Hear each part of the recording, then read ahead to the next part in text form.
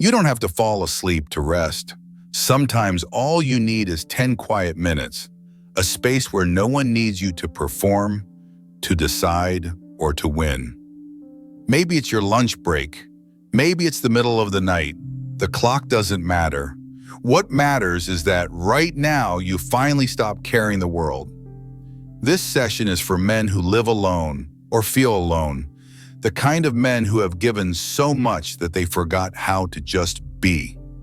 In these next moments, you'll learn how solitude can rebuild you, how silence can sharpen you, and how peace can become your greatest source of power. You'll hear why being single isn't an emptiness to fix, but a strength to refine. It's a reminder that your worth was never waiting in someone else's approval. So wherever you are, in your room, in your bar, or on your lunch break, close your eyes for a second. Let the shoulders drop. Let the air move easily again. You don't have to prove anything right now. You only have to listen. There comes a moment in every man's life when silence feels heavier than noise. But if you stay with it, that silence becomes your teacher. It starts to reveal what truly drains you and what quietly builds you. Let's begin there. The lens of clarity. The wrong person doesn't always break you. Sometimes they blur you. You start seeing through their fog until your own reflection disappears. That's why solitude isn't a wall, it's a lens. It clears your vision. You begin to see who adds calm, who drains it, who respects your boundaries, and who only mirrors your fears back at you. You don't need to fight or fix anything today. You're only here to understand and then let it rest. Tonight, write down 3 traits you once ignored in a past partner. Then ask yourself, if they appeared again, would you stay or would you walk away sooner? That small moment of clarity could save you years. So exhale. The peace you've been chasing is already here. You don't have to prove anything, just rest. Time is the mirror of a man. Most men don't lose their power in one grand failure. They lose it slowly, in the small leaks they never seal. 10 minutes explaining what never needed to be said. An hour scrolling through lives that aren't theirs. A whole day spent carrying emotions that were never theirs to hold. That's how peace disappears. Not in fire, but in fragments. And the cruel part is, it feels harmless while it's happening. But when you stand alone long enough, you start to see it. Time isn't moving against you. It's asking who you've become. It reflects your focus, your discipline, your truth. It's the mirror no man can escape. When you finally guard your hours, something shifts. The world slows down, your mind sharpens, and you begin to notice how much of your life was borrowed by things that never fed your soul. Tomorrow morning, before you touch a screen or chase a thought, do one thing that belongs entirely to you. Write, walk, sit in stillness. Let the first hour of your day be the line that separates ownership from drift. Because a man who owns his time never begs for purpose. He moves with it, and in that rhythm, peace returns. The discipline of being alone. Most men don't fail because they're weak. They fail because they're distracted. Not by enemies, but by emotions that aren't theirs to carry. You can lift weights for hours, read every book on self-control, but if your mind keeps chasing noise, you are still a servant to it. Solitude exposes that truth. It strips away the audience, the validation, the constant feedback loop. It leaves you face to face with your own patterns, the ones you can't out-talk, outperform, or outlove. That's where mastery begins. Not in shouting affirmations, but in staying centered when no one's watching. Not in building strength for others to admire, but in holding stillness long enough to meet the parts of yourself that you've been avoiding. There's no applause here, no message waiting, just breath, work, presence, the quiet repetition of doing what must be done. Every moment you remain grounded in that silence, your focus sharpens, your emotions obey, and the chaos that once owned you starts to fade. True mastery isn't about control over others. It's about the quiet authority you hold over your own attention. And once it's yours again, no distraction can touch your peace. Guarding the fire within. Not everyone who enters your life comes to take.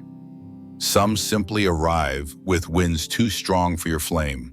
And if you're not careful, their storms will start living inside you. That's the danger no one warns you about. It's not always betrayal or cruelty that breaks you. Sometimes it's simple misalignment, someone moving at a noise you no longer recognize. Energy leaks quietly. A small argument here, a forced smile there, and before you know it, you're exhausted. Not from life, but from trying to hold together a world that isn't yours anymore. When you're alone, your energy gathers again. It starts as stillness, then warmth, then clarity. You realize peace isn't found in avoiding people. It's in recognizing who deserves access to your inner fire. A man's calm is sacred ground. Not everyone has earned the right to walk on it.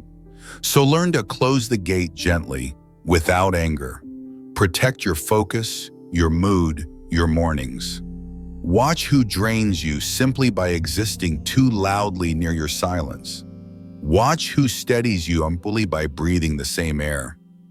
Then decide who gets to stay close to your fire and who must remain outside the circle, because not everyone is meant to sit by your warmth. Some only came to test if you'd still burn for yourself. Let the fire rest, let the stillness return. Now take a slow breath. Let the memories settle like dust in sunlight. Keep only what's light. Everything else can wait. And when the dust finally settles, what remains is silence. Not the kind that feels empty, but the kind that heals. You start to see that peace isn't made of noise or words or effort. It's made of what you stop chasing. The moment you no longer explain, beg, or prove, the world starts to quiet. That's where real strength begins. So let's go deeper. Let's understand why silence wins every battle. The world today is loud. Everyone is performing, proving, chasing. They post endless stories to look happy, argue to sound right, beg to feel worthy. It's a constant marketplace of noise, where silence feels almost illegal. But here's the truth no one admits. The ones who say the least hold the most, because silence is not emptiness. It's pressure. It bends people. It makes them lean in. You've seen it yourself. In an argument, the person who stops talking always wins. In a meeting, the one who pauses before speaking commands the room. In love, the moment you stop chasing is the moment they start noticing. Meanwhile, the rest of us, we write novels in the Notes app that never get read. We send 3 texts in a row, only to see "Uyanmong" seen at 9:47. We pour our worth into explanations, as if the right paragraph could change a mind already closed. And let's be honest, half of us treat WhatsApp like therapy, while the other half don't even reply to hi. But here's the paradox. The quieter you become, the louder your presence grows. Silence terrifies manipulators. It disarms the arrogant. It unsettles the careless. Because when you don't react, you become the question they can't answer. Absence echoes louder than words. Silence is not empty, it's heavy. It's the call that rings once, then dies into nothing. It's the 3 dots typing on your screen that never turn into a message. You've felt that silence before. The one that doesn't hurt anymore, just teaches. It's not punishment, it's perspective. It's scrolling through your contacts and realizing that number has stayed mute for months. That's when silence becomes more haunting than any words you could have spoken. For the other side, silence feels like a crack in the ground. Sudden, unsettling, impossible to control. They replay their own actions.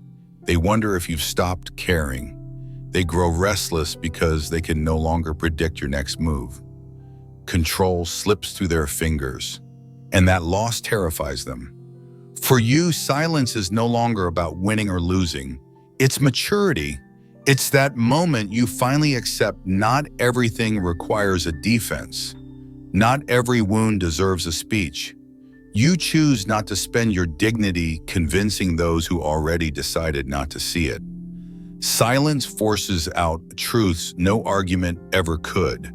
That they were careless, that they undervalued you, or maybe that they needed you more than they dared to admit. And when the noise fades, those truths stand naked in the quiet. Your absence will echo louder than your paragraphs ever could. Now let the silence speak for you. Silence clears the noise. The world is a storm of voices, friends giving advice, strangers shouting online, your own thoughts racing like traffic at rush hour. When your heart is broken or your pride is bruised, that noise feels like comfort. We fill the air with words because stillness feels like danger. But the quiet is not empty. It's the medicine most people never take. You call 3 friends, you scroll until dawn. You replay the same story hoping someone will finally hand you the answer. That's the brutal beauty of silence.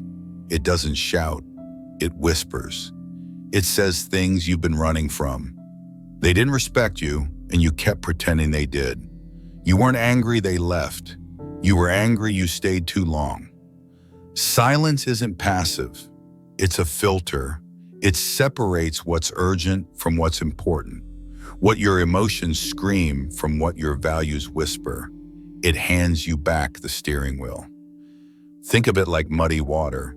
If you stir it, it only gets cloudier. But if you leave it still, the dirt sinks and the water clears. That's what silence does for the mind.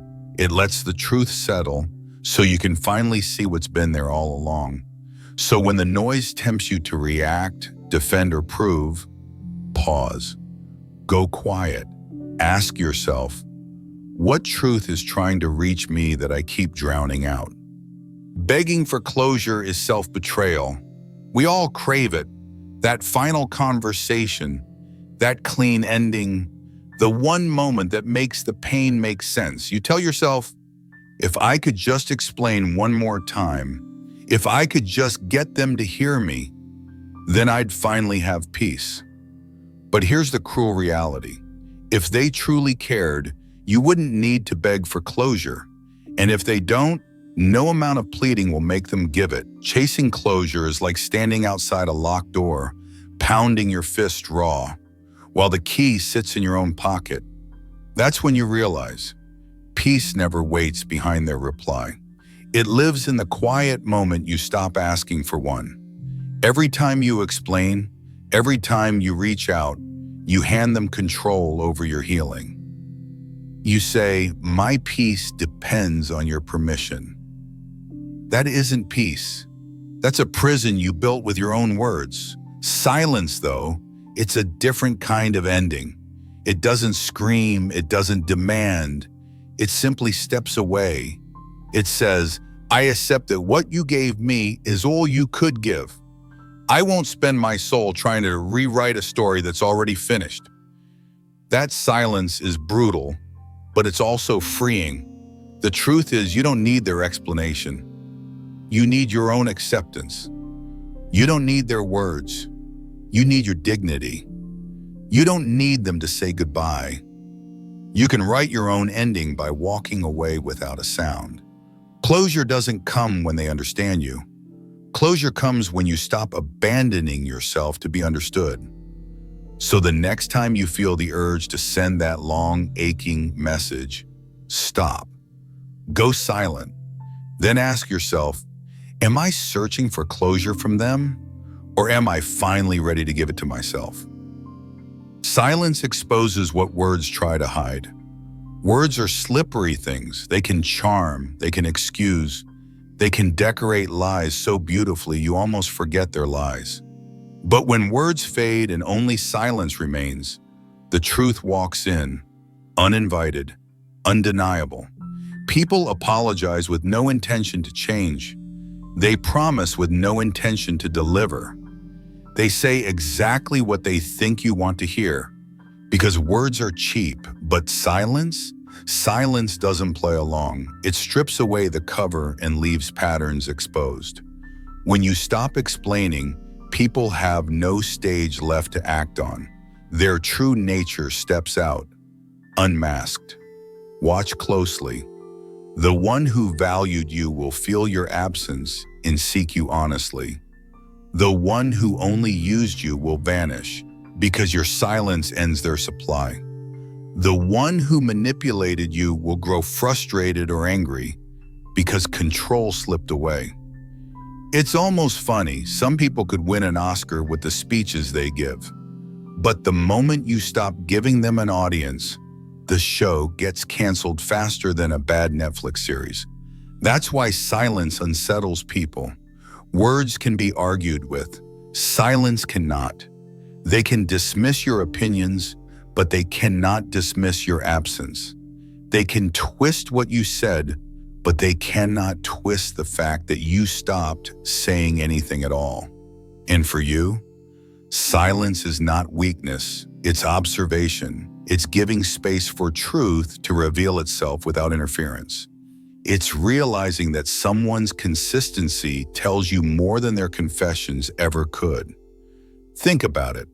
Masks can stay on only when the conversation continues. But when you withdraw your words, when you stop feeding the performance, the mask starts to slip. What's left is reality, raw, uncomfortable, undeniable. So instead of rushing to confront or argue, try something different. Go silent. Step back. Let their actions, not their explanations, do the talking. Because in the end, silence will show you more than their sweetest words ever will. And maybe that's the clarity you've been waiting for. Silence is confidence. When someone misunderstands you, the reflex is instant. You want to defend, to correct, to clear your name. But every time you explain, you hand them the power to decide who you are. True confidence doesn't live in long speeches. It lives in quiet detachment. The person who doesn't explain isn't cold. They're free. They don't rush to be understood because they have already understood this themselves. They know their intentions are clean, their actions consistent, their value intact. They don't beg the blind to see, and here's the paradox. The less you justify yourself, the more respect you command. People may call you arrogant or distant, but deep down they recognize a rare strength, the courage to stand without an audience. It's like owning a cat. You can list the premium food, the soft bed, the vet bills, and it will still look at you like you've ruined its life. Some judgments aren't worth fighting because they were never meant to change. Every explanation you give drains your energy into someone else's perception. Every silence you keep strengthens your bond with yourself. You stop asking, "Do they get me?" and start saying, "I get me." The truth is, most people don't actually want to understand you. They want to control how you're seen. And the moment you refuse to play, they grow unsettled. Not because you're wrong, but because you stopped performing for them. Confidence is this: acting without defending, leaving without justifying, protecting your peace without a single word. Those who belong in your life will understand your silence. Those who don't, they were never listening anyway. So the next time you feel the urge to explain yourself, pause, ask, am I proving my worth to them or proving my insecurity to myself? Detachment speaks louder.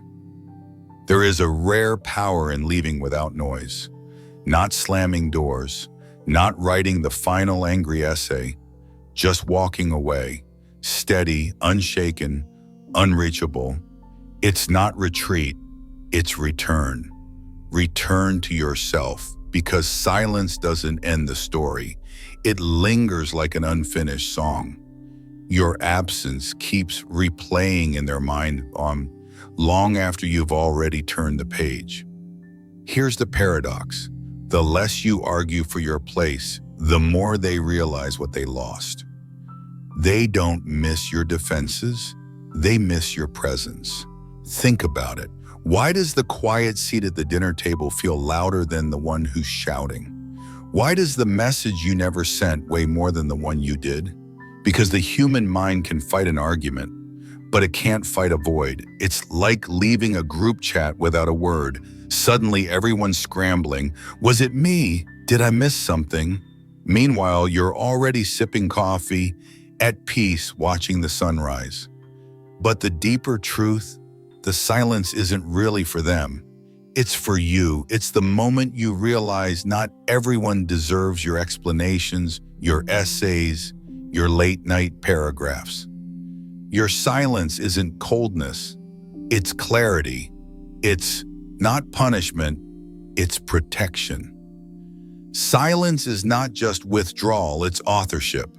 You stop letting them write the ending of your story. You choose the final line, I'm done. Not by shouting it, but by living it. Because nothing teaches dignity more than detachment. So let your silence be the last chapter they can't edit, and the first page of the piece you'll never surrender again. You don't need to chase, beg, or explain to prove your worth. The louder the world gets, the more powerful your silence becomes. Because silence is not weakness, it's composure. It's the discipline to protect your peace when others try to provoke you. Every time you choose not to react, you choose yourself. Every time you walk away quietly, you build a wall of dignity no one can tear down. Every time you let silence speak, you discover that the respect you were searching for out there was already waiting for you in here. I laugh at myself when I think of how many late nights I spent writing long paragraphs to people who never cared enough to read past the first line. I wasn't proving my worth. I was auditioning for an audience that had already left the theater. Here's the shift. Silence is not about winning them over. It's about winning yourself back. It's about refusing to trade your calm for their chaos. About knowing that your value does not need an audience, applause, or approval. So the next time the world demands you explain yourself, remember this: you don't have to. Let your silence be your answer. Not from ego, not from spite, but from an unshakable respect for the life you're building. Because in the end, silence is not empty. Silence is full of confidence, full of strength, full of you. So wherever you are right now, let this silence stay with you. You don't need to act on it or speak it, just rest inside it. This piece doesn't need an audience. It only needs your presence. And maybe that's the loudest truth of all. When silence stops needing to be proved, drama runs out of breath. Let's see how to keep your calm, even around difficult people, without saying a word. Drama is a starving beast. It feeds on your reaction, not your stillness. And the moment you stop feeding it, it begins to die. Every sigh, every angry text, every sleepless night, that's oxygen to the fire. But every breath you hold steady, that's the fortress being built inside you. Keep building it now, quietly, steadily. No noise needed. Create it in your breath. Protect it in your choices. Defend it with your calm. Your calm is priceless. Let's protect it. And here's the real question. Is strength the ability to crush others, or the power to no longer need the fight? Walk off the stage, starve the show. Toxic people are not performers by accident. They are performers by design. They rehearse guilt trips like theater lines. They craft drama like it's a script. And they survive only if the audience keeps clapping. And the audience is you. Every time you explain, defend, or argue, you're still seated in the theater, spotlight on them. That's why the smartest move is not to win the scene. It's to walk out of the theater entirely. Leaving isn't weakness, it's oxygen control for your peace. Here's the perspective most people miss. Arguments with toxic people are not real battles. They are performances staged to steal your attention.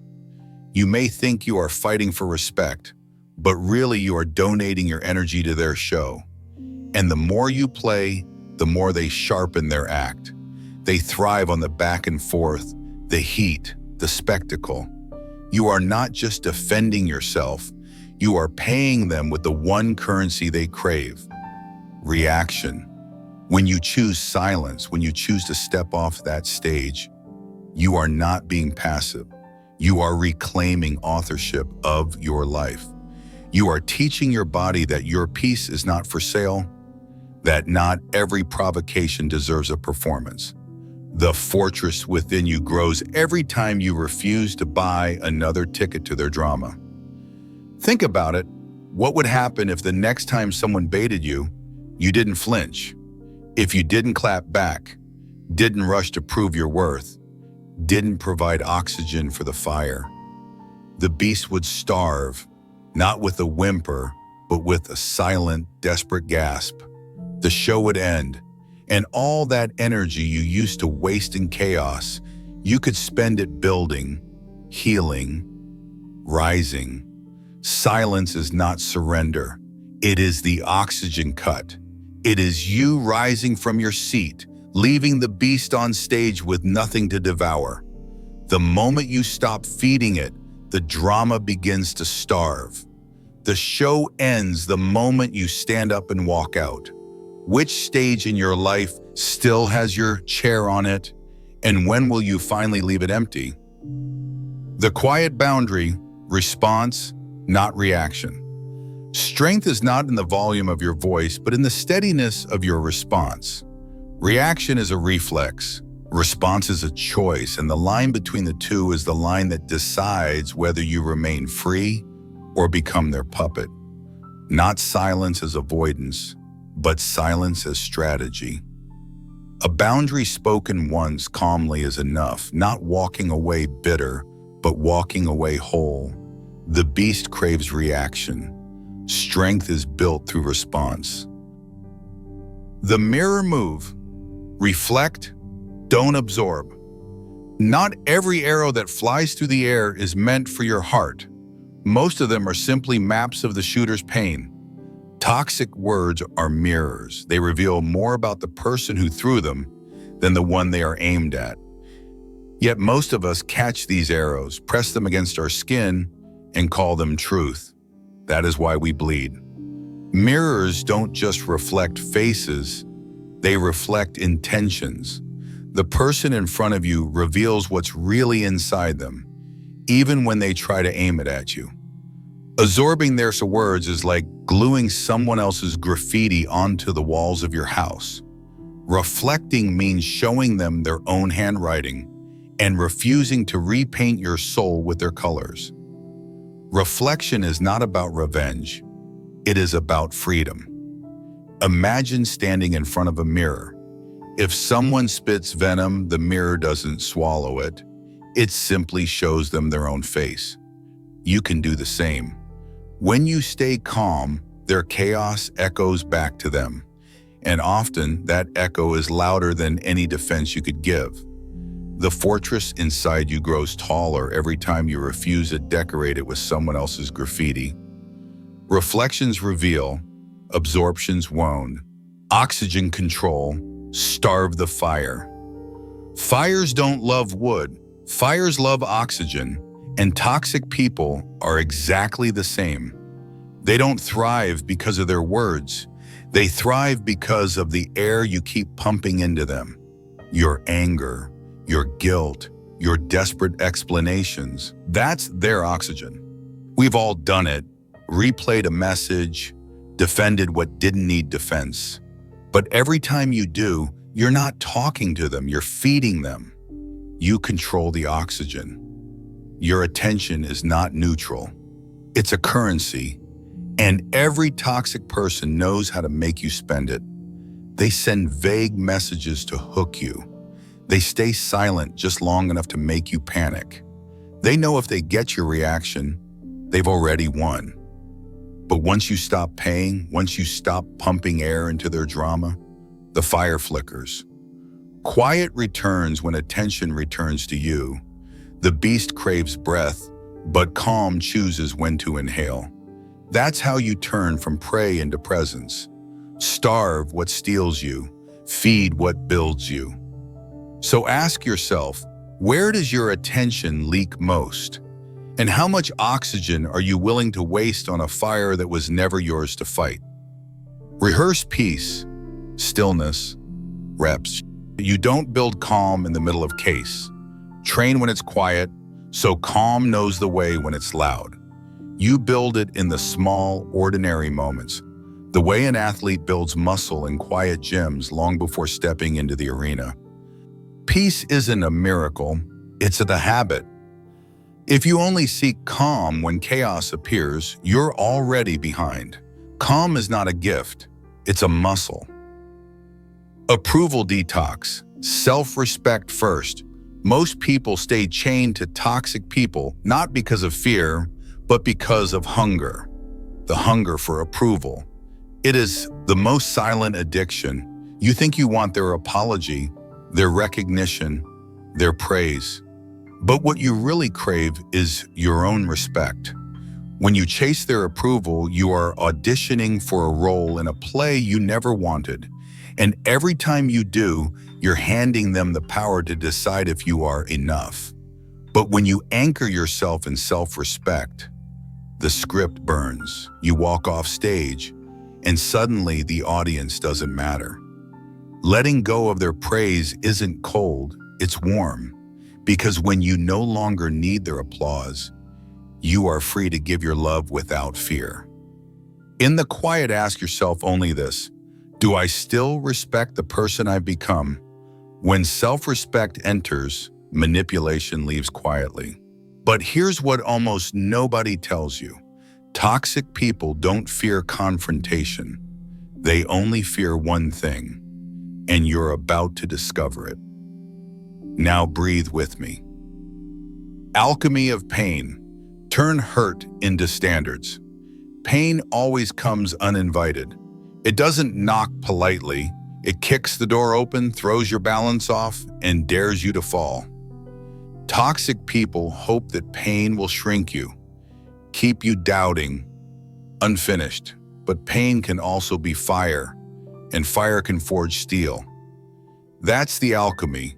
When hurt stops being a wound and becomes a law you live by. You stop saying, "I'll never let that happen again," and instead say, "I'll never lower my standards again." The scar becomes a contract you write with yourself. Standards are kindness to your future.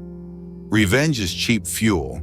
It burns hot, burns fast, and ruins the engine. Standards are clean fuel. They run quiet, steady, and carry you farther than you ever imagined. Let your pain graduate into policy. So ask yourself, which wound from your past is ready to stop being just a memory and start being the rule that protects your future? Non-reaction, build the fortress. The loudest person in the room isn't always the strongest. Real strength is often the one presence that does not flinch, does not scramble, does not give away its center. Toxic people don't fear your arguments. They don't even fear your anger. What unsettles them most is your non-reaction. That's the paradox. When you no longer react, you no longer feed the performance. The fire dies when there is no oxygen. Chaos fades when you stop opening the door for it. And the fortress inside you grows stronger each time you refuse to be baited. Non-reaction is not indifference. It's mastery. It's the decision to protect your energy like it is sacred, because it is. Power isn't always loud. Sometimes power is the man who refuses to move when others try to shake him. Detachment. Cut the invisible strings. Walking away is not the same as being free. You can block a number, delete the photos, move across the city, and still find yourself replaying every word in your head. You've cut the access, but not the attachment. The strings are still tied inside you, pulling you back into a theater that ended long ago. Toxic people don't need to be in your life to control you. They just need to rent space in your mind.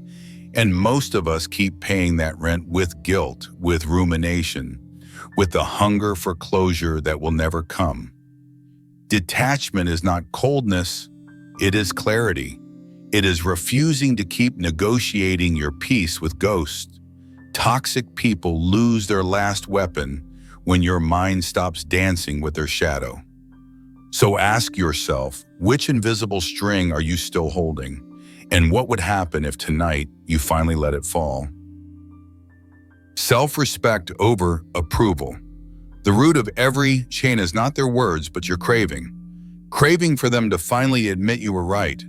Craving for them to recognize your effort. Craving for them to say, you didn't deserve that. But here's the truth. Approval is unstable. It can be handed out today and snatched back tomorrow. If your peace depends on that, you will always be bankrupt.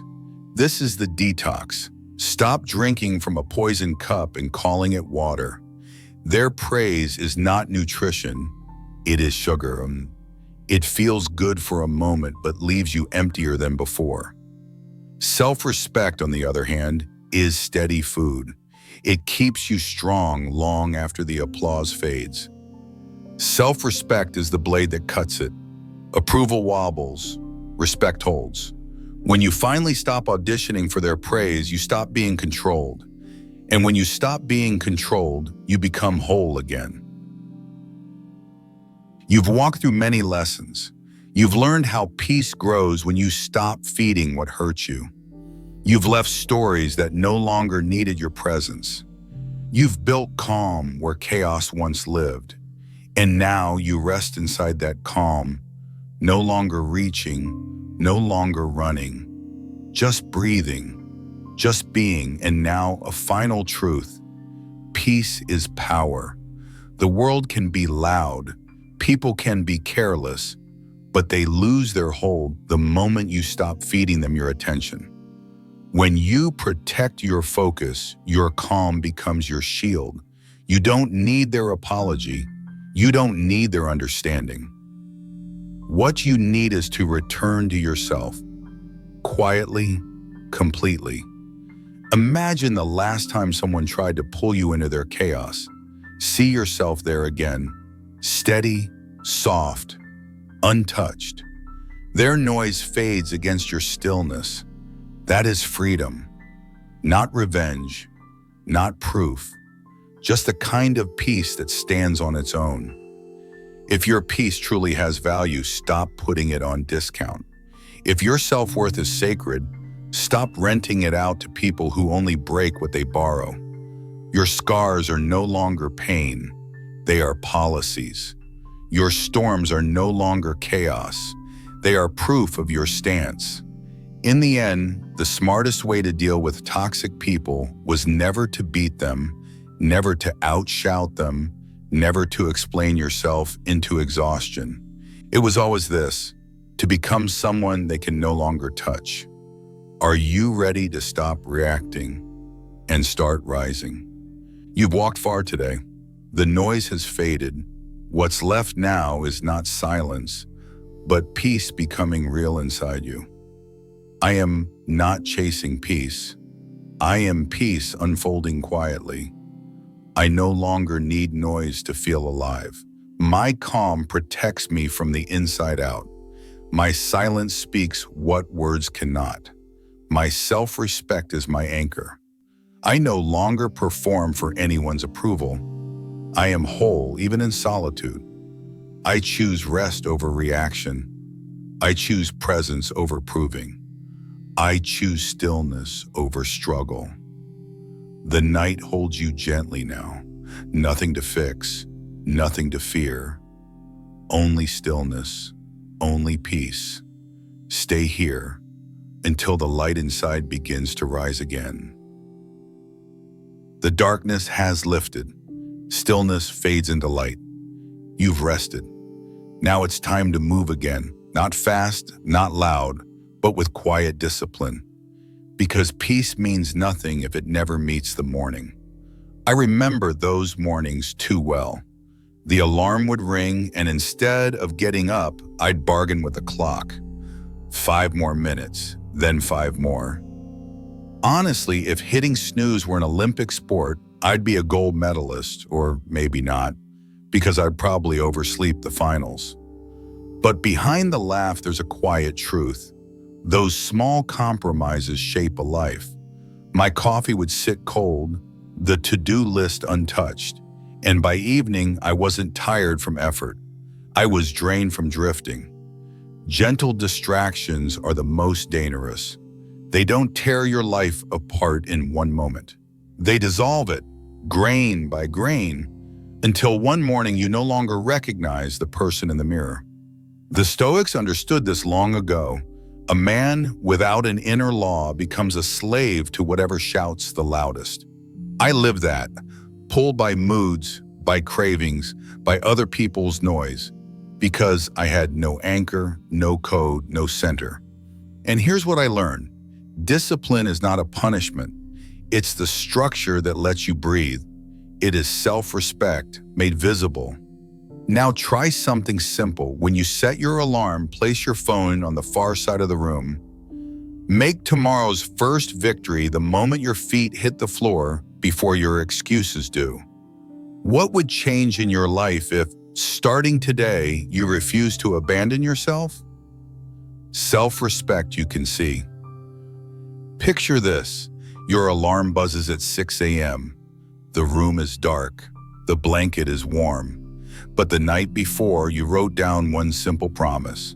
So you sit up, you breathe, you stand. In that small act, your peace becomes movement. What you built in silence last night, this is where it begins to speak. That moment, small, unseen, is the moment you tell the world, I am someone who keeps my word. Practical now. Tonight, write one promise to yourself on a sticky note. Place it where your eyes will meet it first thing in the morning. Keep it. Guard it. No one has to know, but you will. Pause here. Think of one private promise you'll protect so fiercely that no excuse can steal it. One private promise can change everything.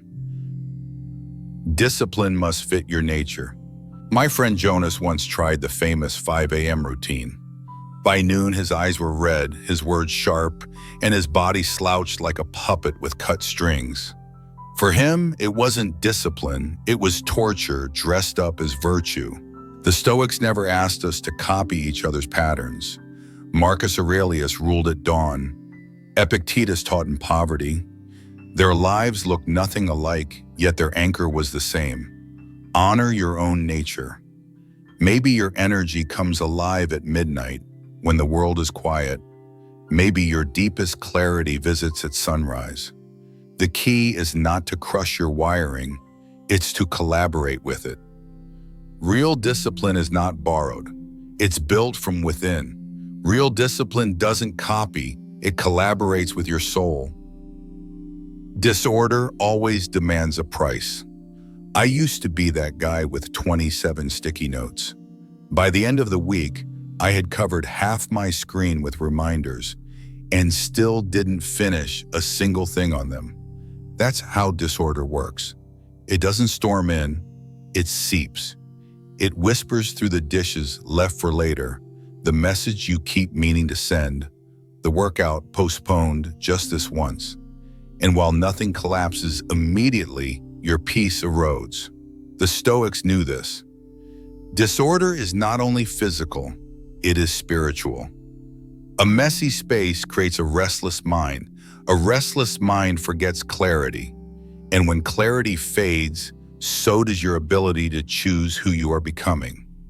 Order is not about rigidity. It is mercy, a way to rescue your attention from the thousand tiny thieves of modern life. A clean desk, a journal entry, a boundary for your phone at night.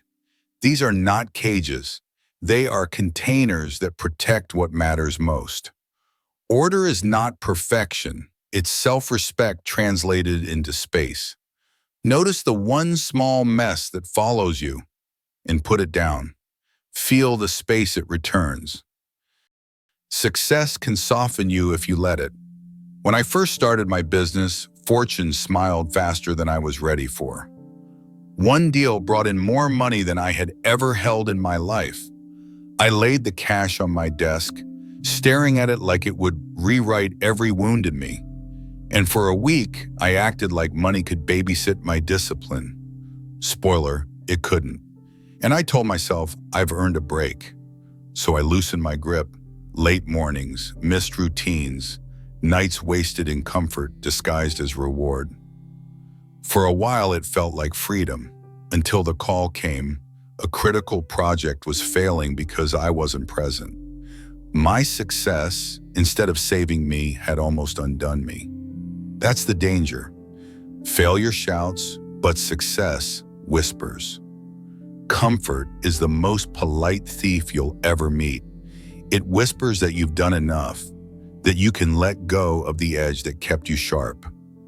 But discipline doesn't retire when you arrive at a milestone. If anything, it becomes more important, because now you have something to lose. The Stoics never glorified external wins. They saw them as tests. Marcus Aurelius ruled an empire, but still wrote nightly reminders of humility, restraint, and fire. Because the moment you think you're safe, drift begins. So learn to separate rest from surrender. Rest restores, surrender corrodes. Celebrate, yes, but celebrate by refining, not abandoning. Keep the edge that built you. Don't wait for motivation. Move without it. That's the secret most people miss.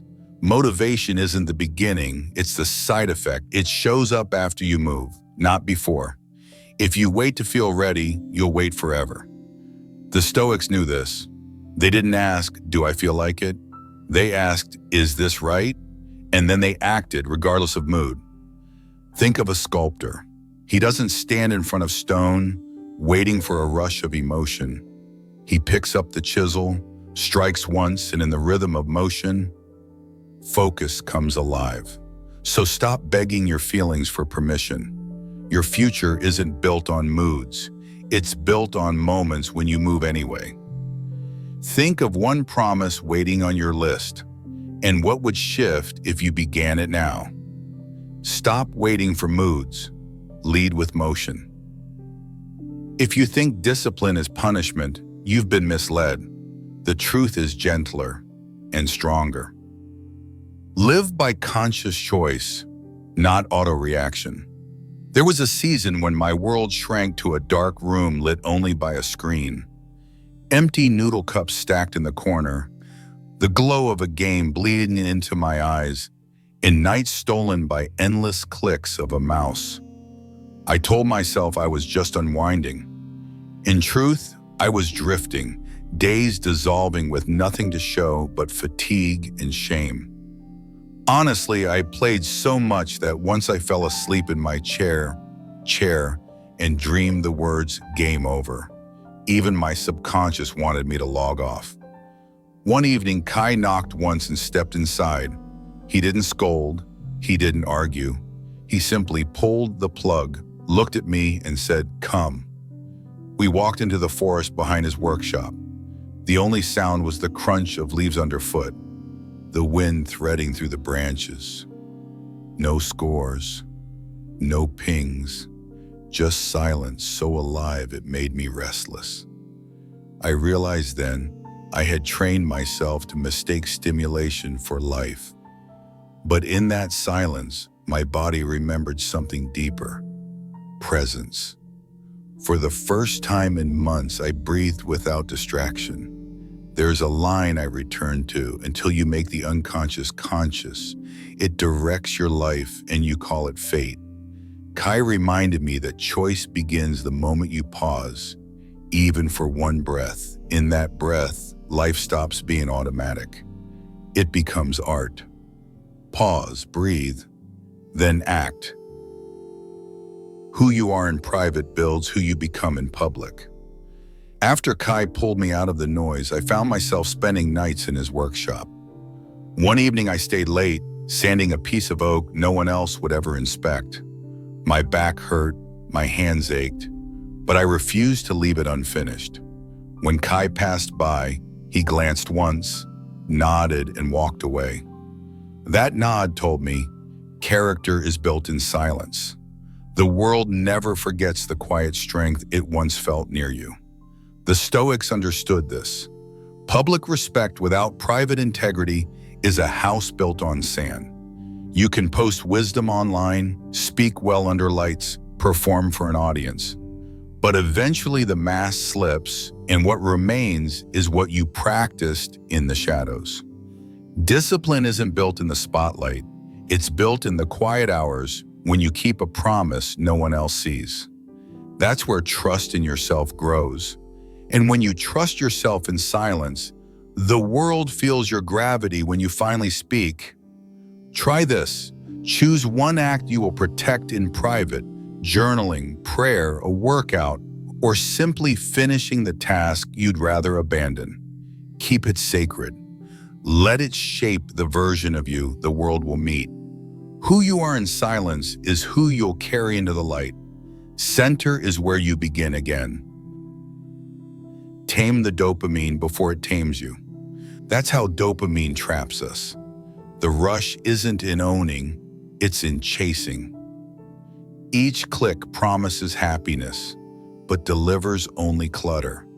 And little by little, we train our brains to crave the spike, not the substance. The Stoics would ask, is this joy or is this noise? Not all rewards are equal. The shallow ones scream and vanish. The deeper ones whisper and endure. Discipline is choosing the whisper over the shout. True pleasure is not in buying more, it's in needing less.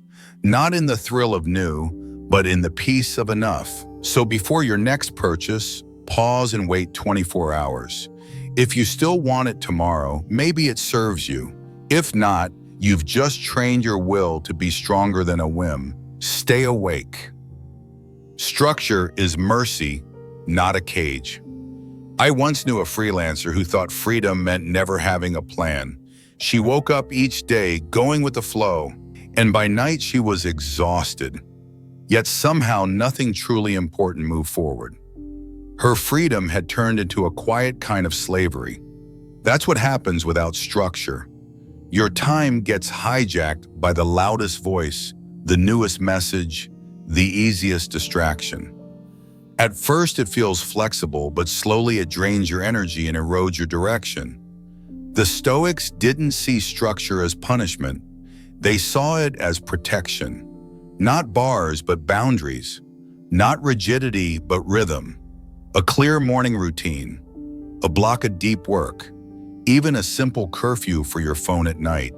These are mercies, not chains. They don't restrict your life. They give it shape. Think of it like architecture for your soul. Without walls, a house collapses. Without rhythm, a life scatters. Structure gives your efforts a home so your energy flows instead of leaking away. Tonight, plan tomorrow's first hour before you sleep. One task, one focus, no interruptions. Begin the day on your terms, not on your inboxes.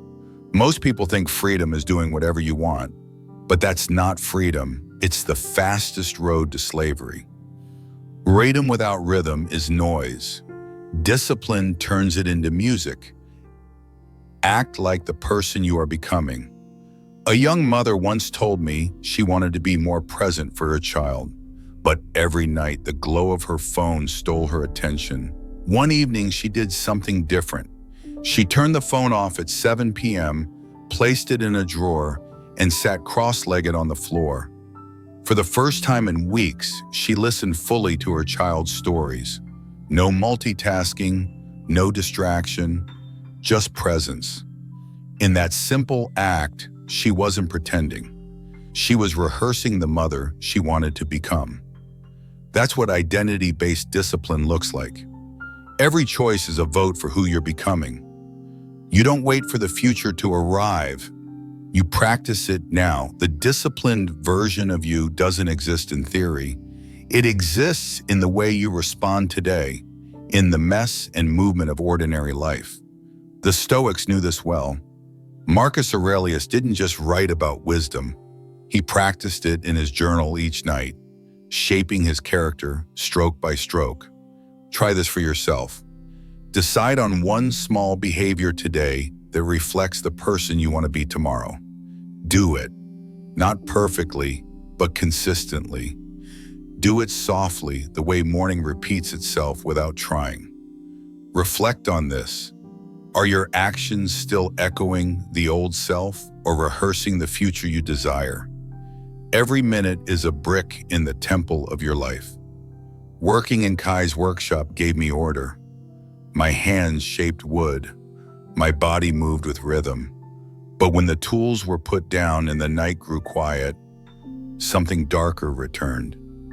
The silence after work felt heavier than the labor itself. Regrets came crawling back. The betrayals, the wasted years, the faces I had lost. I had structure for my body, but my mind wandered through ruins. One evening, Elena walked in and placed a worn notebook on the table. "It used to be yours," she whispered. Inside were scribbles from years ago, dreams I had abandoned, promises I had broken, fragments of a man I thought was gone. She looked at me and said, "Don't let your minutes stay empty. Fill them, one brick at a time." That notebook became my anchor. After work, instead of drowning in silence, I wrote, just small entries at first. Woke up on time, finished sanding, resisted the urge to escape. Each note, a brick. Slowly, the emptiness became a structure. The minutes I once feared became sacred ground. Peace returns each time your hands remember purpose. I used to think journaling was too serious for me, until I noticed I could scroll for 2 hours without even remembering what I saw. At least with a notebook, I had something real to show for my time. The Stoics were obsessed with time. Seneca said people guard their property, but squander hours as if they were worthless. Yet it is the one thing that can never be regained. A life is not wasted in one collapse. It is wasted in small, unmeasured leaks. If you don't measure, you don't grow. That was me once. I told myself I was making progress, but my only measurement was how many coffee cups I stacked beside my laptop. That's the quiet danger. Without measurement, effort becomes noise. You can trick yourself into believing you're moving forward, when in truth you're just running in circles. The Stoics practiced daily reflection. Marcus Aurelius asked himself each night, what did I do well? Where did I fall short? What can I improve tomorrow? Not for shame, for clarity, because you cannot improve what you refuse to see. Measurement doesn't mean turning your life into a spreadsheet. It means making progress visible. One note in a journal, one tally mark for promises kept, one line that says, I showed up today. Each mark turns hope into evidence. Keep count, not of likes, but of promises kept. Each insight was a door back to yourself. But don't mistake this for theory. It was never about knowing more. It's about choosing differently. One promise kept, One pause before reaction. One brick laid in the silence of today. Discipline isn't chains. It isn't punishment. It's a way of telling your soul, I matter. My time matters. My future is not for sale. The world will keep pulling, notifications, cravings, applause, doubts. But you are not here to drift. You are here to design. So pause now, breathe. Look at your life as it stands, because the temple of your life is rising, even if you don't see it yet. And when the noise fades, when the lights go out, the only question left will be, did you stay true to the center? Keep walking with intention. Your future is built in what you choose next. The same light that rose in your stillness now builds through your discipline. Stay true to that light. It's the only master worth serving. The work didn't end with discipline. Now we temper it. The calm you built will hold, if the mind behind it stops flinching. No noise, just steel. You have rebuilt the temple within. Now step into the quiet field where strength is tested without an audience. Solitude is not a penalty. It is the arena where your mind becomes unshakable.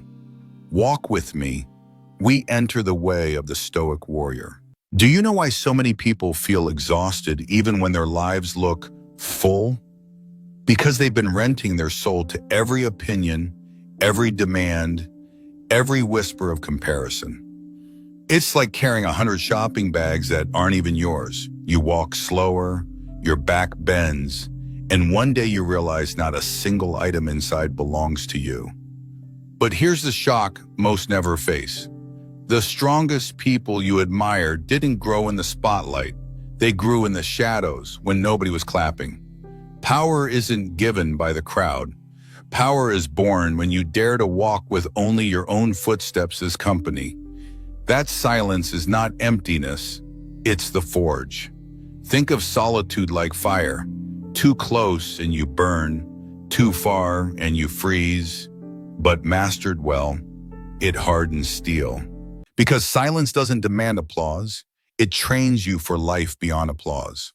So let me ask you, are you ready to put down the bags that never belonged to you and finally walk carrying only what is yours? Make solitude your training ground. Most people treat silence like a punishment. But what if the quiet was the very arena where your real strength is built? We live in a culture terrified of empty moments.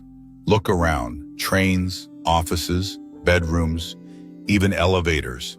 Every second filled with scrolling, noise, chatter. People think if they sit still, they'll vanish, but solitude isn't a vacuum, it's a forge. In the same way, steel only becomes unbreakable after passing through fire, a person only discovers their core in silence.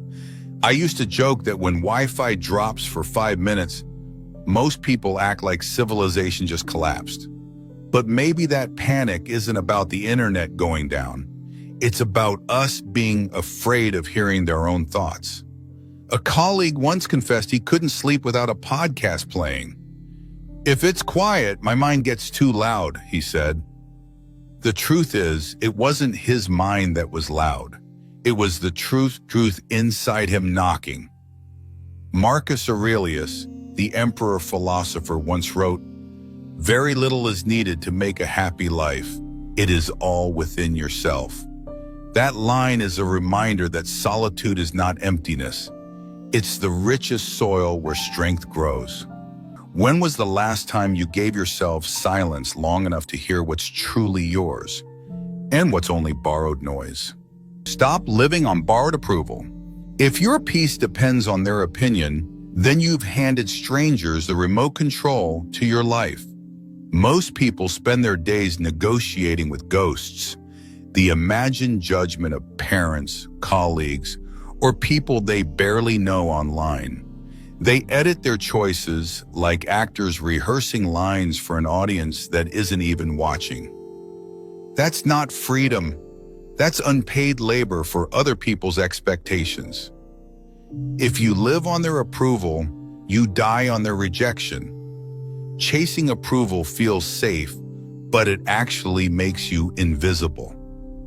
Think of it like perfume. Spray too much and people can't breathe around you. The more you crave being liked, the less people actually respect you.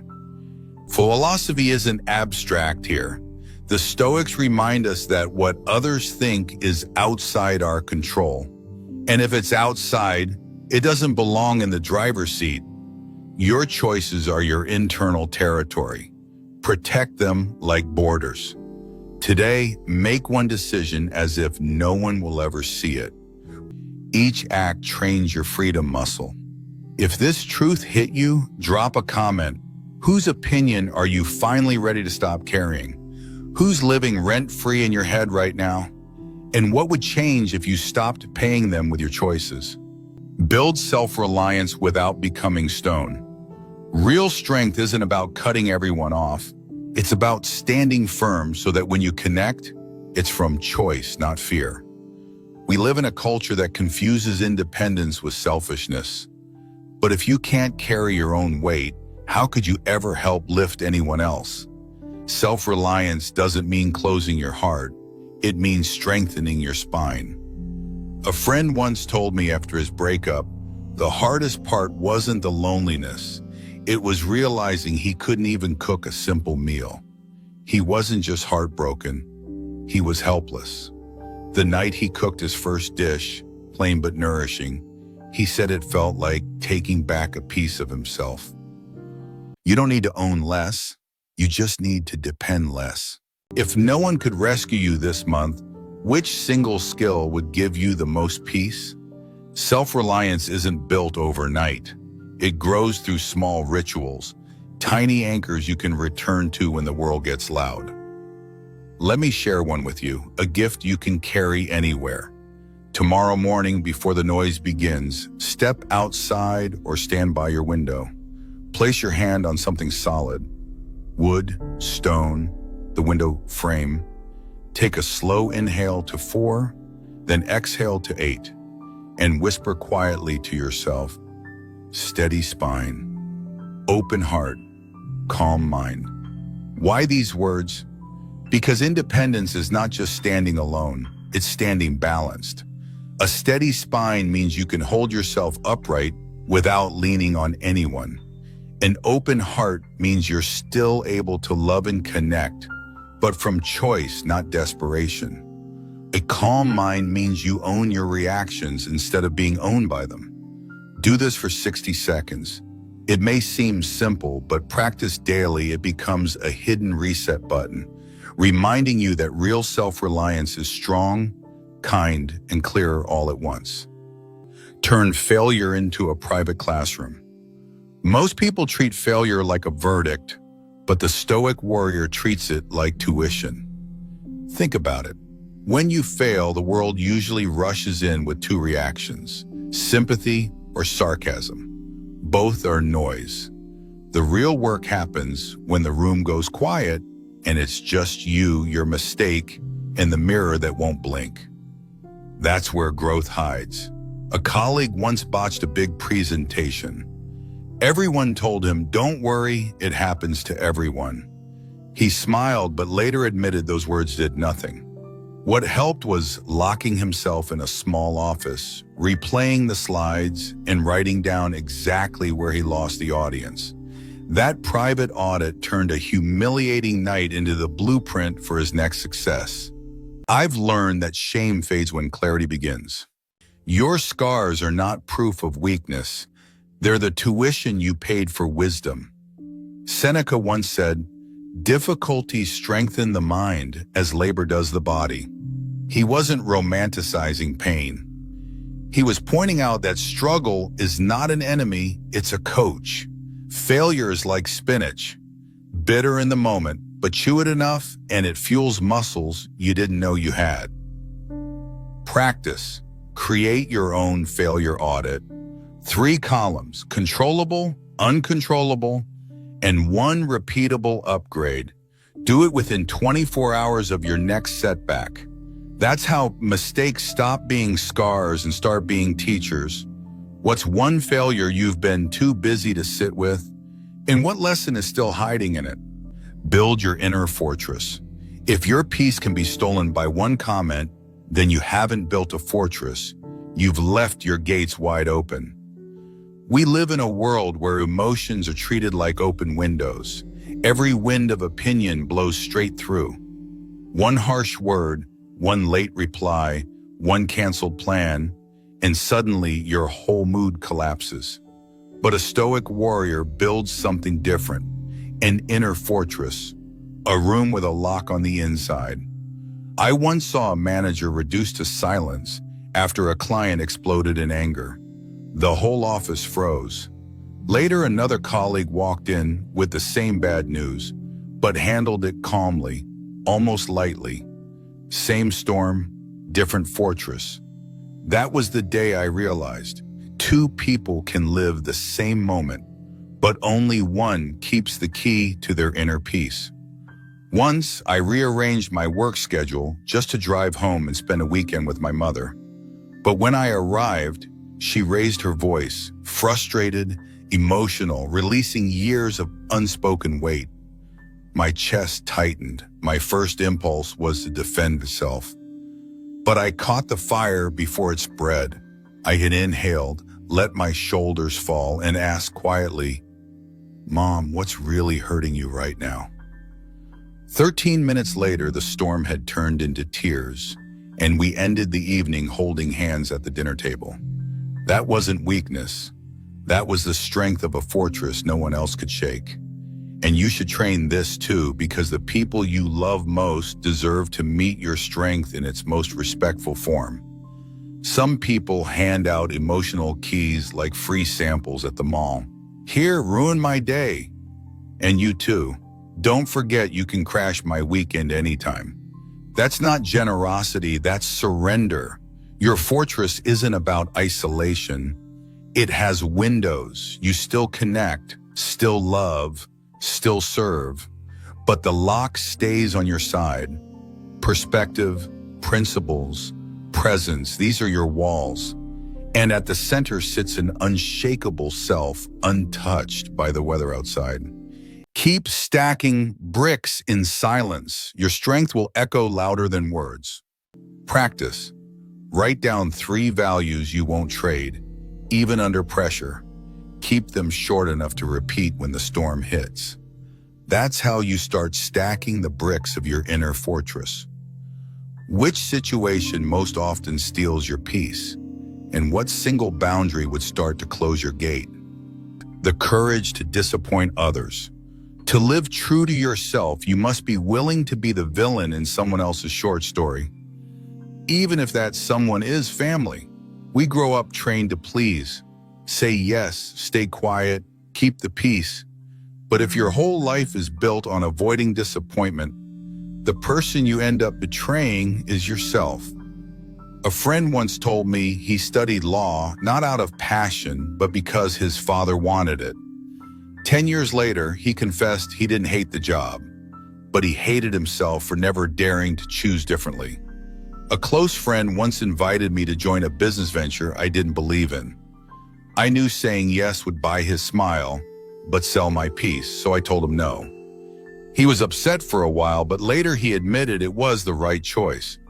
That moment taught me disappointing someone briefly is far lighter than betraying yourself forever. Let's be honest, most of us RSVP yes to things we hate, then spend the whole time wondering why we're there. That's not kindness. That's free overtime for other people's expectations. Practice. Choose one place this week to practice what I call strategic disappointment. Say no kindly but firmly. Not to punish, not to rebel, but to protect the space where your real life grows. Who in your life needs to hear your honest no? And how much longer will you postpone it? Victory over self. The only battle you can never afford to lose is the one inside your own mind. The world loves trophies, more money, more applause, more recognition. but external victories can be stolen. The only crown no one can take is self-mastery. Epictetus once said, "No man is free who is not master of himself." Those words cut deeper than any speech. Because freedom doesn't mean doing whatever you want. It means not being enslaved by your own impulses. I once watched a man in traffic slam his horn until his face went red. The car blocking him moved 2 minutes later, but his anger lasted the whole morning. He didn't lose to the driver. He lost to himself. The man who conquers cities but cannot conquer himself has won nothing. He's only changed the scenery of his slavery. I've felt that same battle. Late nights, deadlines pressing, the easy escape just a click away. One voice whispered, "Put it off." Another said, "Do the hard thing now." Each time I chose to begin, even for just 5 minutes, I discovered power wasn't in the task. It was in choosing who I would be in that moment. Every excuse feels sweet at first, but leaves a bitter aftertaste. Self-mastery doesn't mean killing your emotions. It means noticing them, naming them, and choosing your response with clarity. Anger can inform without controlling. Desire can motivate without chaining. Fear can alert without paralyzing. Practice. Identify one automatic reaction this week. Anger, envy, procrastination, and practice replacing it with a conscious choice. Write it down before it happens so when the moment comes, you're ready. If you won the battle with just one of your impulses, how different would your life look a year from now? Walking alone isn't punishment. It's the training ground where you become someone worth walking with. Rising alone isn't selfish. It's the strength that allows you to lift others without breaking yourself. Winning alone isn't cold. It's the only kind of victory that no one can steal because it lives inside you. In this journey, you've learned how solitude sharpens your vision, how approval loses its grip, how self-reliance steadies your life. You've turned failure into a teacher, built a fortress no storm can break, found the courage to disappoint with honesty, and discovered the freedom of mastering yourself. These aren't just principles, they are practices, and each one begins in the smallest choices you make when no one is watching. So breathe once, write one line, take one step, train yourself daily, because the world doesn't need more people chasing noise. It needs more men and women who can stand in silence, steady, generous, and free, walk alone, rise alone, win alone, strong not because you stand apart, but because you stand unshaken. Whisper it once, let it stay with you. I walk the path of strength, and my freedom cannot be taken.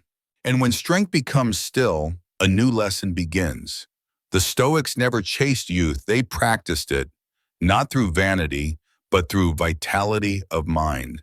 So now let's talk about the kind of strength that never ages. Stop blaming the years. Aging isn't the enemy. The real enemy is hidden in the choices you make when nobody's watching. Here's the shocking truth.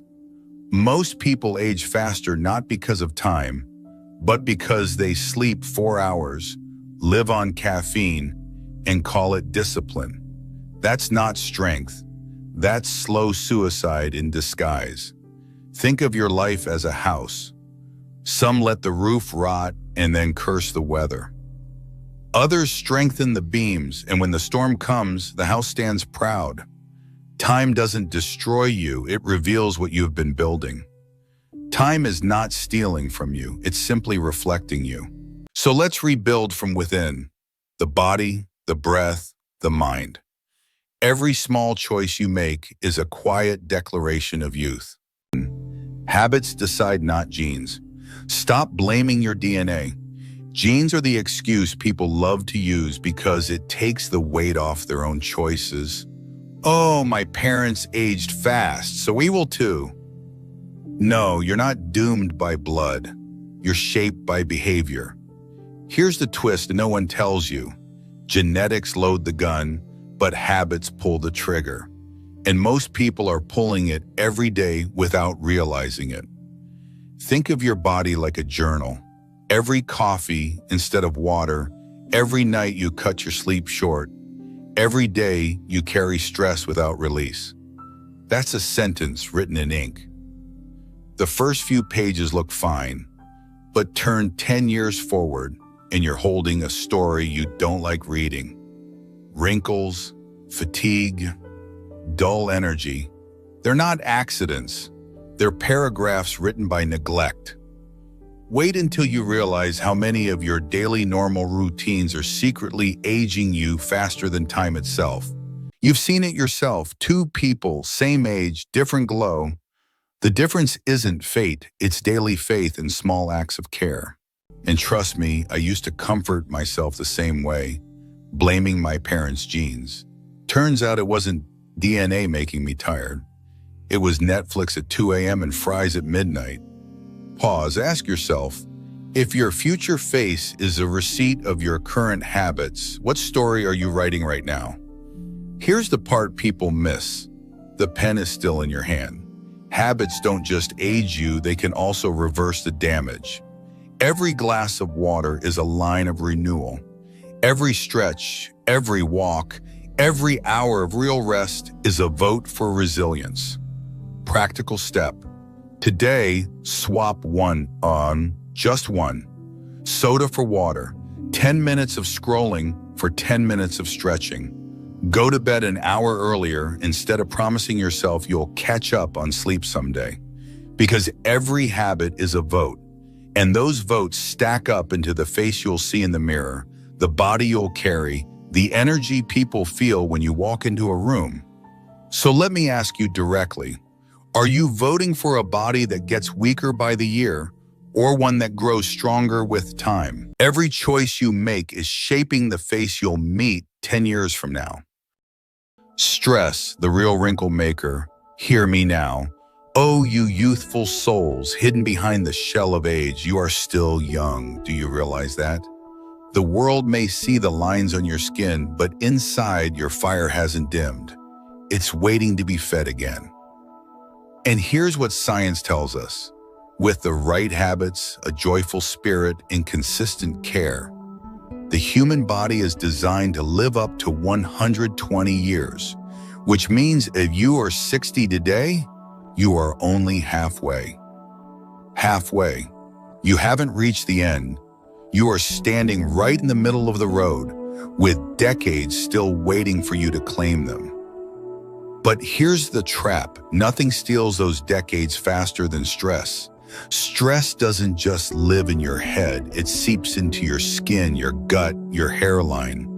People think aging is about years, but the truth is harsher. It's cortisol carving its signature across your body every single day. Society glamorizes stress. Some wear it like a Rolex, bragging about sleepless nights and endless emails. But stress is not proof of importance. It's proof you've lost command of yourself. Picture this.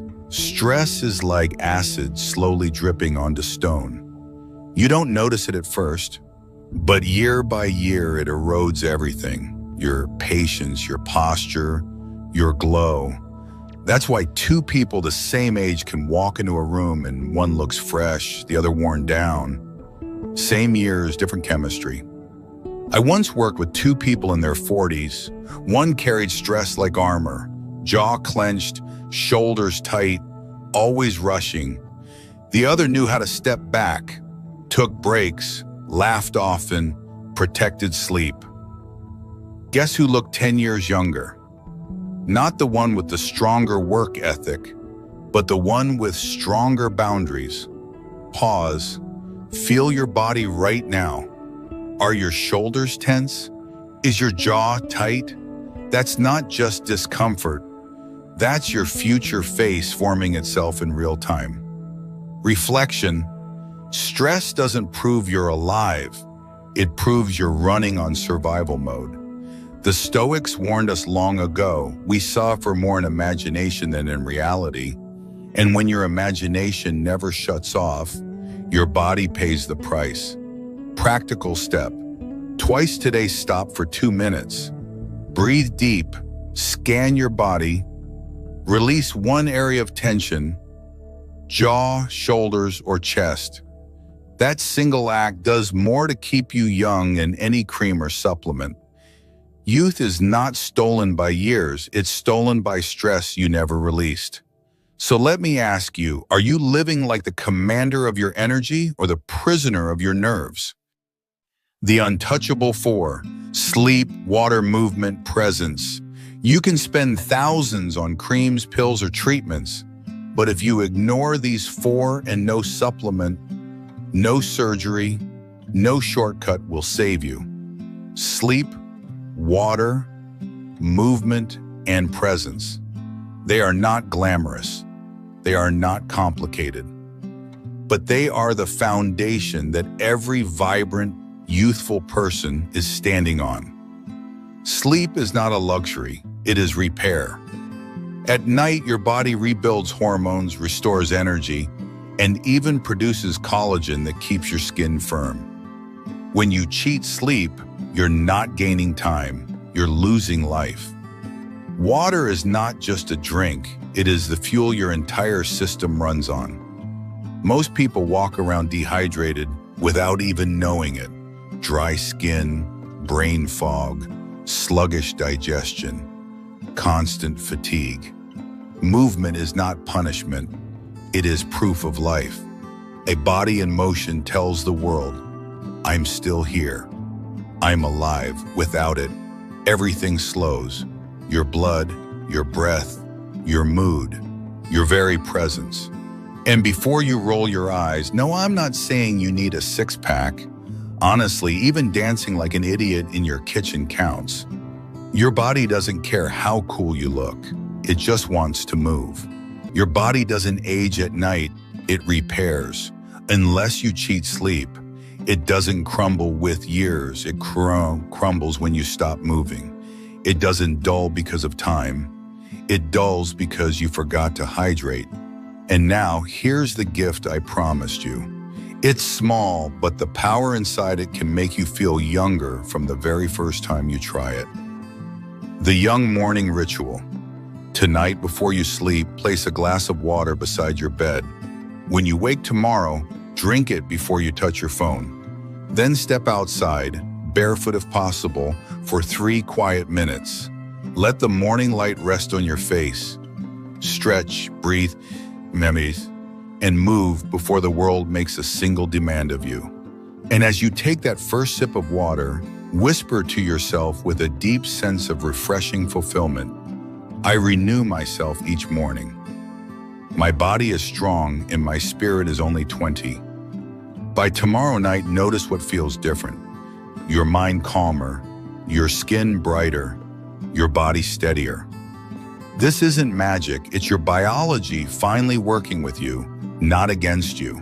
So ask yourself, if a single day of honoring the basics can shift so much, what might your life look like if you protected them every single day?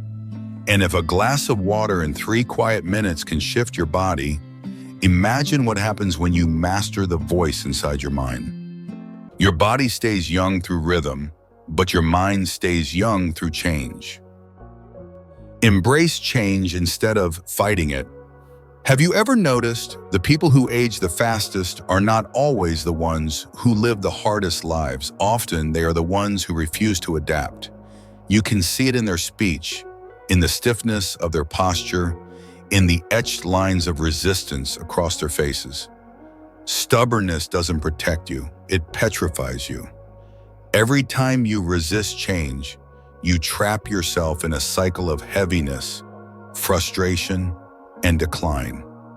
You replay the past, you cling to expired habits, you repeat the same tired sentences. That's not how it used to be. I can't learn this new thing, it's too late for me. Those words carve deeper lines than birthdays ever could. Now compare that to the ones who seem ageless. They aren't untouched by time, but they move with it.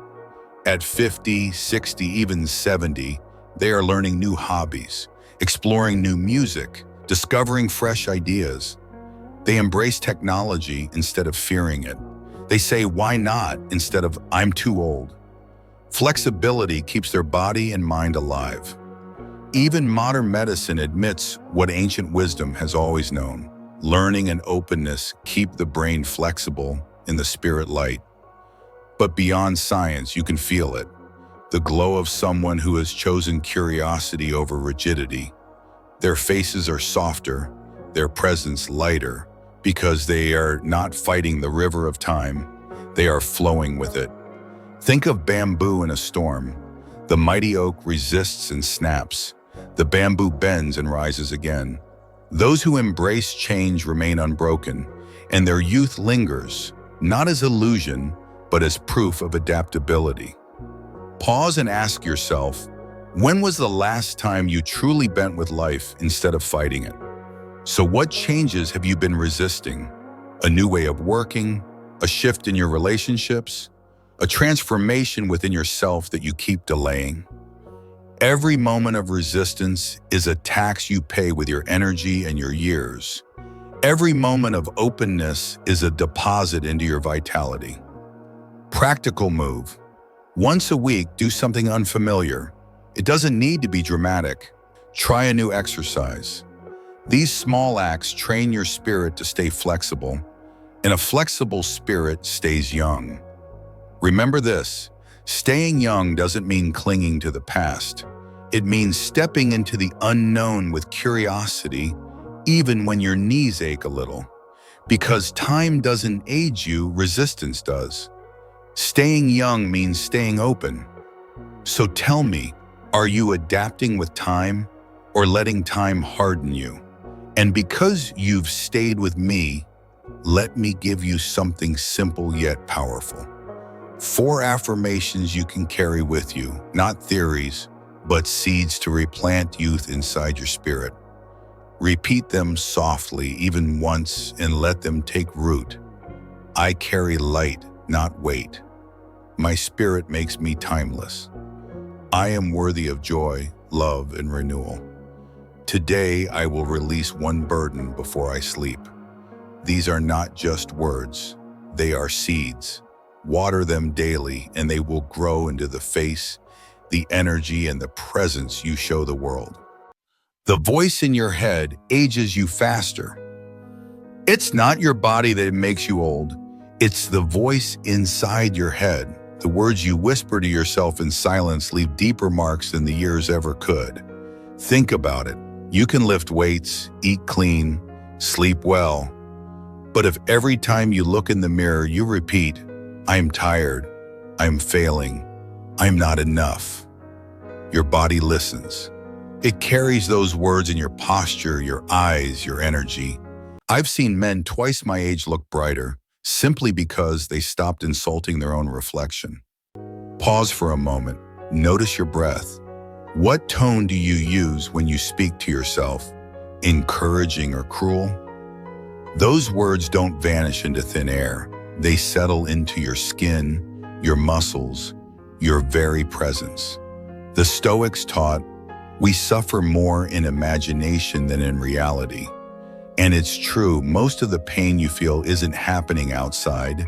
It's happening in the stories you tell yourself inside. Here's a practice. Today, catch one insult you throw at yourself. Stop it in its tracks. Replace it with a line of strength. Swap "I'm too old" for "I'm just getting started." Swap "I'm done" for "I'm learning." These tiny edits, repeated daily, are not just mindset tricks. They are medicine for your nervous system. Remember the signature. Your face is a mirror of your thoughts. If you want to look younger, speak younger to yourself. So let me ask you, if your son or daughter spoke to themselves the way you speak to yourself, would you call it love or abuse? You express your emotions freely. The words you tell yourself matter. but so do the ones you never say out loud. When you suppress your emotions, grief, anger, even joy, you don't become stronger. You become stone. The years etch themselves into your body not because of time alone, but because of what you refuse to release. Look closely at those who never allow themselves to feel. Their smiles are practiced. Their eyes carry exhaustion. Their faces stiff with unspoken words. Over time, the body pays the price. Suppressed pain doesn't vanish. It hides, waiting, and it etches itself into your face. Now look at those who seem lighter, younger than their years. They are not untouched by sorrow. They simply don't imprison it. The tear of a man who hasn't cried in 20 years can soften his face more than any cream ever could. When they are joyful, they laugh without holding back. When they are hurt, they admit it. When tears come, they let them flow. That honesty keeps them soft, and softness is youth. So here's your practice. Each day, give yourself permission to feel one emotion fully. If you are happy, let your laughter rise. If you are angry, write it down before bed instead of swallowing it. If you are sad, let the tears fall instead of hiding them. By expressing, you prevent the poison of silence from aging you. Suppressed pain ages, released pain heals. And when the tears finally fall, they don't weaken you. They water the ground for something new to grow. Pause with me for a moment. What emotion are you holding back right now? Is it keeping you young or quietly turning you into stone? If this truth stirred something in you, share it with someone who hides their emotions too often.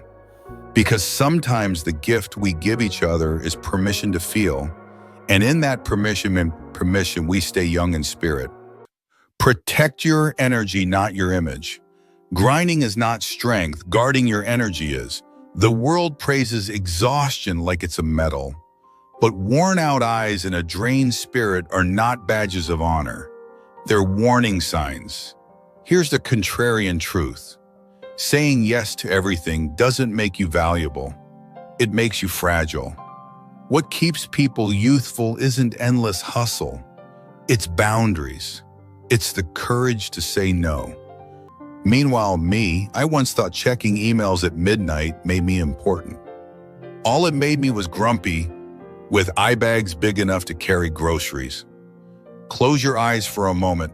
Imagine finishing the day and truly switching off. No phone, no email, no constant alerts, just silence.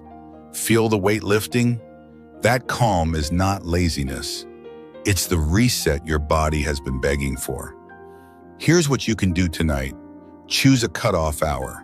When the clock hits, the phone goes down, the laptop closes, and your energy is no longer for sale. At first, it feels uncomfortable, even rebellious. But within days, your body thanks you with steadier moods, clearer focus, and a glow that no caffeine can fake. Carry this line with you. Rest is not the enemy of success. It is the secret to lasting vitality. Energy is wealth. Spend it where your peace grows interest. Presence is the fountain of youth. We've talked about the foundations: sleep, water, movement, presence. But presence deserves one final spotlight because it is the fountain of youth that ties everything together. Presence is magnetic. When someone laughs without rushing, listens without distraction, eats without their phone in hand, you feel their youth even if their hair is gray and their skin carries lines. You've met people like that. Time touched their skin, but not their spirit. Pause. When was the last time you ate a meal without scrolling? When you actually tasted the food, heard the voices around you, felt your own breath? That simple act is a reset. Your nervous system calms, your digestion improves, your mind clears, and your glow returns. Not from makeup or filters, but from presence itself. As Marcus Aurelius wrote, "Nowhere can man find a quieter or more untroubled retreat than in his own soul." Presence isn't an app, it's a place you carry inside. Here's your practice. Take one meal today and give it your full attention. No phone, no rush. Just chew, taste, breathe, notice. At first it feels strange, then it feels alive. That's what your body has been craving all along. Remember this line, presence is cheaper than surgery and 10 times more powerful. So ask yourself, are you racing through life chasing youth? Or are you willing to slow down and discover that youth has been waiting in the stillness all along? You live with passion and purpose. Presence keeps you calm, but purpose keeps you alive. Look into the eyes of someone who has lost their reason to wake up, and you'll see a spirit already aged. Their movements are slow, their conversations flat, their face heavy with an exhaustion that no sleep can cure. Life without purpose doesn't just drain your days, it drains your years. Now contrast that with someone who speaks about what they love. Their eyes light up, their voice rises, their body leans forward as if pulled by an unseen flame. Passion gives momentum, purpose gives direction, and when you see them, you can't help but notice. They look alive. And being alive is the truest form of looking young. I'll be honest with you. There was a season in my life when I had lost that fire. I woke up every day without a reason, just repeating motions, grinding through hours. People told me I looked older than I was, and they were right. My spirit was dull and my face carried the evidence. But when I reconnected with my craft, when I started creating again, with my own hands, serving others, building something meaningful, that glow returned. Pause here. When did you last wake up with a reason that made your eyes shine? To be honest, for a while my purpose was just making coffee and convincing myself it counted as an achievement. Looking back now, I can't believe I treated espresso like a life mission. Yes, I was that lost. Strangers said I looked younger, but the truth is I wasn't younger. I was lit again. Purpose lights a fire in the body. You can see it in the glow, feel it in the energy. Purpose doesn't need to be grand. It doesn't need a stage or a crowd.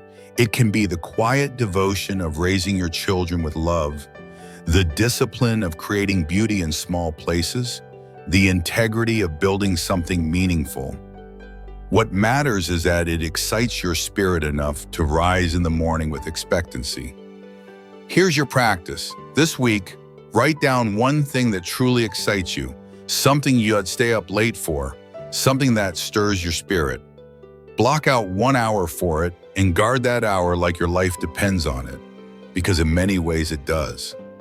Purpose is the fire that burns years away.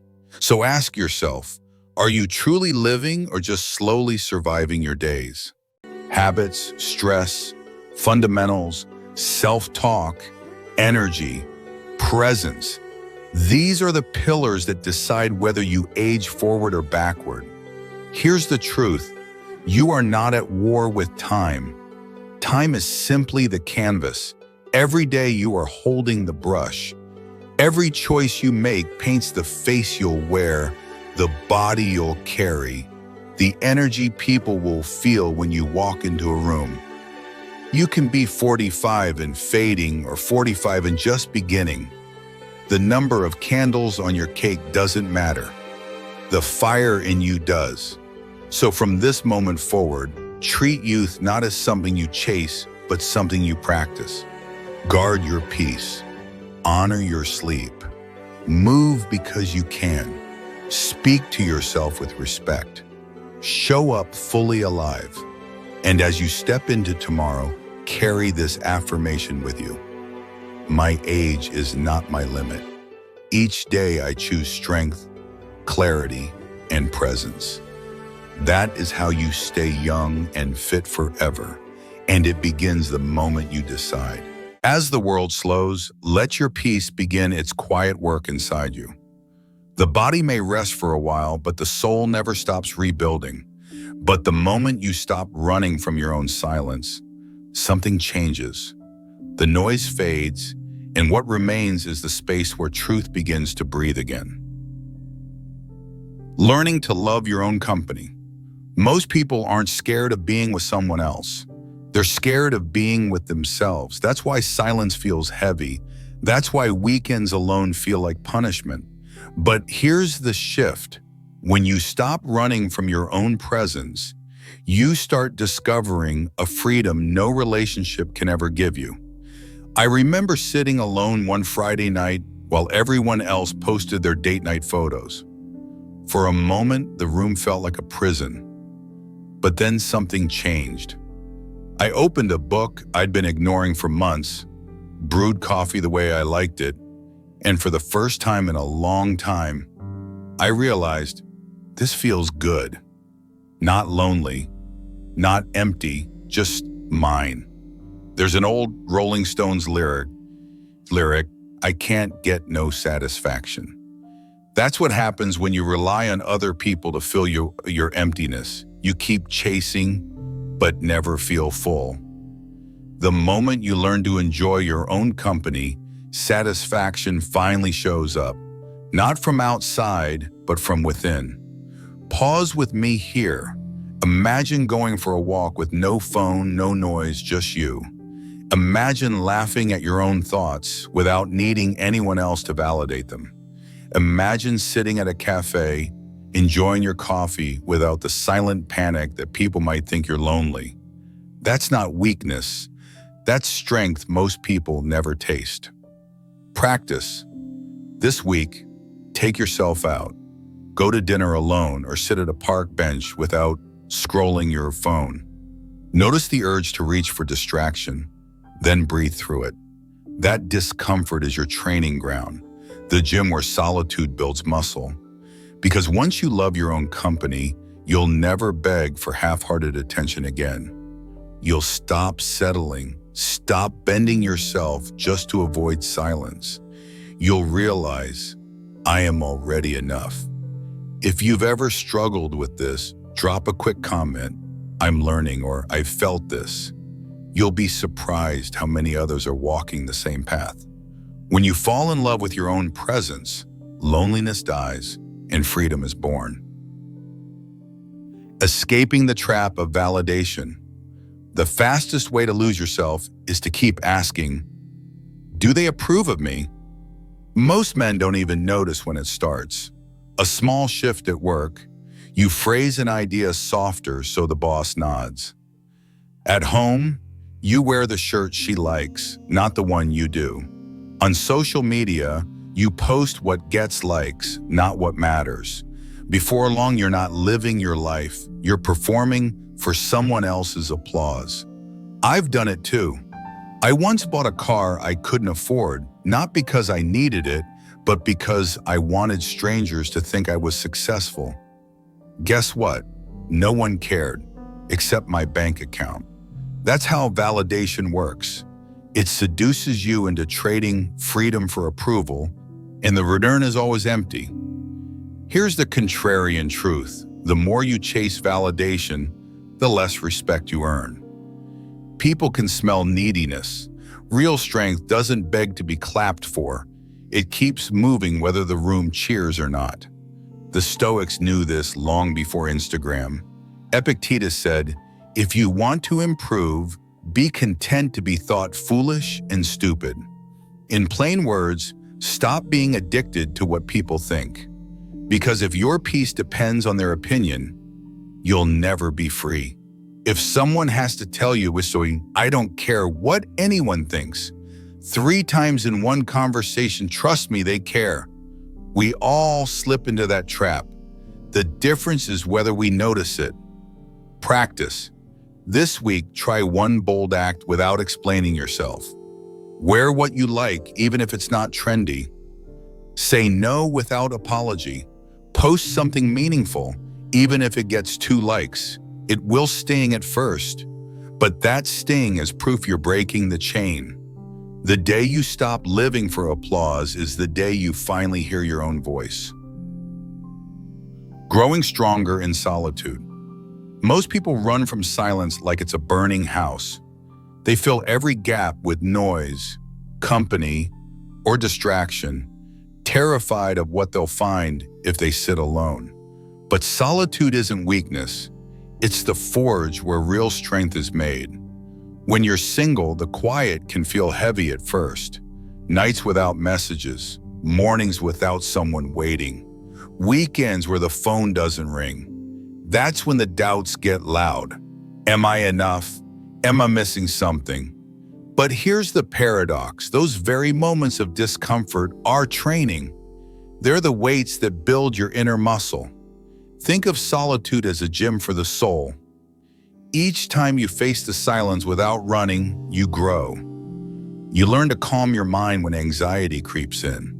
You discover how to lift yourself after a hard day instead of waiting for rescue. You realize joy can come from a walk at dusk, a book that stirs your mind, or the quiet victory of finishing what you started. The Stoics valued this deeply. Marcus Aurelius wrote, "Nowhere you can go is more peaceful, more free of interruptions than your own soul." Solitude isn't emptiness. It's space to hear yourself again, to find out what dreams are yours and which ones you only carried because others expected them. And here's the twist. Once you survive solitude, you stop fearing loss. You've already proven you can stand on your own. No breakup, no rejection, no absence can destroy you. That kind of strength makes you unshakable. Ask yourself, when was the last time you sat in silence without reaching for your phone, without rushing to fill the space? If you dare to try it, even for 10 minutes, you'll feel it. The first spark of a strength most people never touch. And as silence deepens, notice how your breath starts to listen too. You don't have to try anymore. Just be. Because solitude doesn't make you lonely, it makes you powerful. The man who can walk alone without fear is the one who can walk anywhere without losing himself. If that line struck you, share this video with a brother or a friend who needs to hear it. Strength multiplies when it's passed on. You become whole before you share yourself. The biggest lie culture feeds us is this: you need someone else to complete you. Movies, songs, even family dinners repeat the same refrain: find your other half. It sounds romantic, but it's poison, because the moment you believe you're incomplete, you'll spend your life chasing someone to patch the hole. And whatever you catch won't heal you, it will only magnify the wound. Most people don't realize it, but this is why so many relationships suffocate.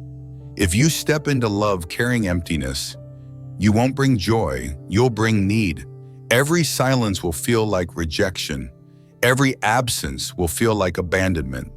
You'll demand constant proof you matter, and that pressure can crush even genuine affection. Here's the twist: happiness doesn't come from being loved. It comes from learning to love your life while you're still alone. When you can walk into an empty apartment and feel at peace, when you can spend a weekend on your own and still taste meaning, when you can look in the mirror and smile without needing another voice to validate it, that's when you're whole. And from wholeness, relationships transform. You don't cling, you choose. You don't beg, you share. You don't enter as half a person hoping to be completed. You walk in full, and in that fullness, you overflow. That is the paradox Stoicism whispers. You don't need love to be happy. You need happiness to love truly. Ask yourself, if you stripped below every title and every partner, could you still sit in your own presence and feel enough? If not, that is where your real work begins. Before we end, let me give you something meaningful, a practice to anchor this truth deep inside you. It is called the empty chair exercise. After this video ends, take an empty chair and place it in front of you. Sit down, breathe deeply, and imagine the version of yourself who is still desperate for love. still afraid of silence, sitting in that chair. Look at him. See his restless eyes, his need for approval, his fear of being alone. Then say out loud slowly, "You are safe now. You are whole. You don't need anyone to complete you." This isn't imagination, it's confrontation. And if you do it for 7 nights, you'll feel the shift. That hollow part of you begins to soften. The desperate craving turns into calm strength. Because when you can sit with the shadow of your loneliness and not run from it, you've already broken the chain that enslaves most men. Now that the silence no longer feels heavy, you can finally hear yourself again. This is where solitude stops being training and starts becoming truth. You've walked far enough for now. There's nothing left to fix, nothing left to prove, just this moment. Soft, quiet, complete. Remember this, you are not missing half, you are already whole. Relationships are not meant to patch our wounds, they are meant to meet us in our strength. When you stand steady on your own, you'll never cling out of fear again. You'll choose from freedom, and that choice makes all the difference. So guard your time, your energy, your clarity. Build yourself in the silence, sharpen yourself in solitude, and carry that strength wherever you go. Because the man who can stand alone without fear is the man who can stand anywhere, with anyone, and never lose himself. Until next time, walk with clarity, live with strength, and never forget, you were whole all along. If this journey felt peaceful to you, let it stay. And when you wake, if something in you feels lighter, share that light. Leave a quiet word below, something you want to remember from tonight. Subscribe if you wish to keep walking with me. Like this video only if it helped you breathe a little easier. Rest now, the night is still listening, and when morning comes, may your calm rise quietly with it.